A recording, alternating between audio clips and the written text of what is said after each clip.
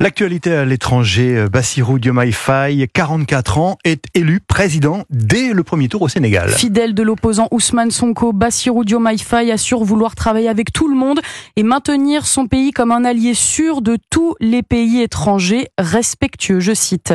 Aux États-Unis, il n'y a plus de pilote à la tête de Boeing. L'aviateur américain embourbé dans des problèmes techniques en série change de directeur. Le patron Dave Calhoun ne terminera donc pas son mandat et partira à la fin de l'année.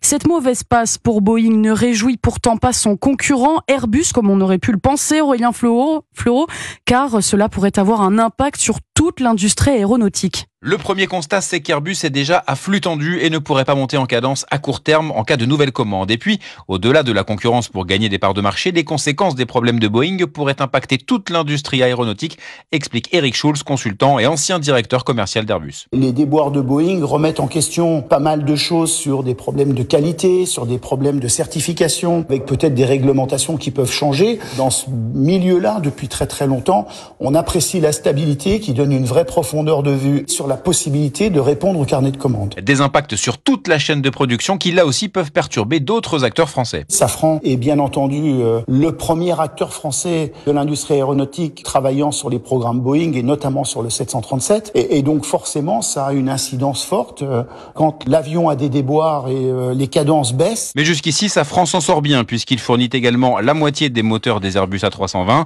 et sort d'une année 2023 record avec un bénéfice en hausse de 72%. Aurélien Fleureau.